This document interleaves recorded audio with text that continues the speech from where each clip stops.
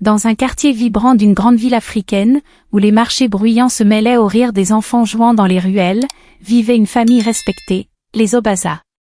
Modou, le chef de famille, était connu pour son franc-parler, un homme qui ne mâchait jamais ses mots, quelle que soit la situation. Il considérait la vérité comme une vertu absolue, sans réaliser que cette franchise, dénuée de tact, pouvait être perçue comme une arme tranchante.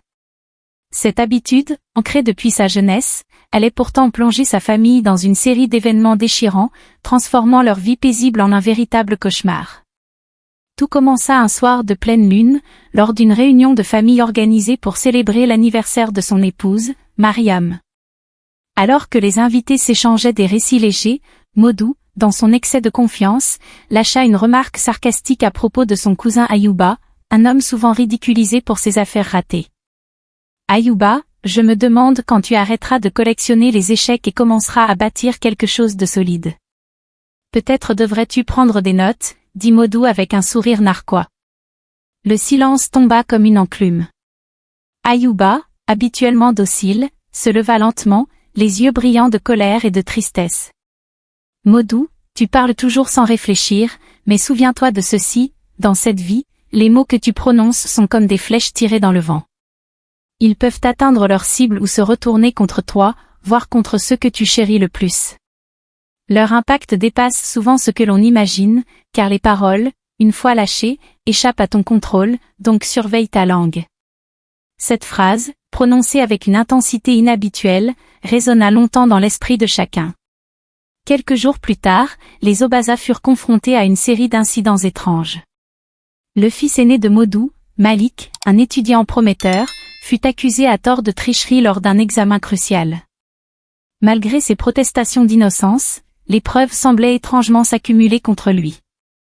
Puis ce fut au tour de Mariam, son entreprise de couture, florissante depuis des années, fut brusquement ruinée par une commande importante qui se révéla être un piège. Modou, lui-même, sentit les vents tourner lorsqu'il perdit son poste prestigieux dans une banque. Il avait critiqué son patron en privé, mais ses paroles furent mystérieusement enregistrées et divulguées. Tout ce qu'il avait dit semblait désormais se retourner contre lui, et les conséquences s'étendaient inexorablement à sa famille. Désemparé, il se rendit chez une ancienne griotte, une femme sage réputée pour ses connaissances des mystères du monde. Assise dans une case remplie d'amulettes et de fumée d'encens, elle écouta attentivement son récit avant de lui répondre. Les mots ont une puissance que beaucoup sous-estiment, Modou. Ils sont comme des graines. Ce que tu sèmes finit toujours par germer. Quelqu'un, blessé par tes paroles, a peut-être invoqué une force que tu ne peux contrôler, car cette force est la loi de la nature. Si tu veux briser cette spirale, tu dois d'abord faire amende honorable. Suivant son conseil, Modou entreprit de se réconcilier avec tous ceux qui l'avaient blessé. Il alla voir Ayouba en premier, lui offrant des excuses sincères et une aide financière pour relancer ses affaires. Il se rendit ensuite auprès de ses collègues, ses voisins et même des anciens camarades de classe qu'il avait autrefois humiliés.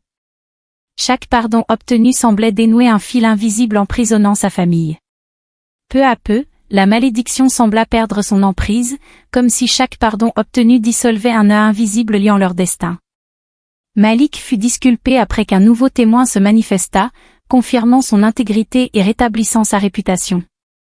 Mariam, quant à elle, rencontra un client influent lors d'une foire artisanale, ce qui lui permit de signer un contrat lucratif avec une grande boutique, relâchant enfin la pression financière.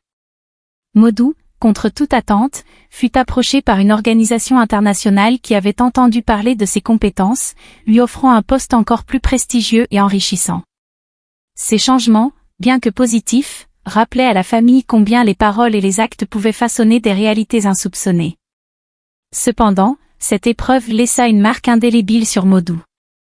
Il comprit que les mots sont des flèches qu'il faut manier avec soin, car une fois lancées, elles peuvent frapper au-delà de leur cible. Depuis ce jour, il choisit ses paroles avec sagesse, enseignant à ses enfants l'importance de la bienveillance dans le discours. Ainsi, dans l'ombre de cette malédiction levée, les Obaza réapprirent à vivre, liés par une leçon qui les guiderait pour les générations à venir. Les mots ont le pouvoir de détruire, mais aussi celui de guérir. Rappelle-toi toujours de mesurer tes paroles, car elles laissent des empreintes que même le temps ne peut effacer.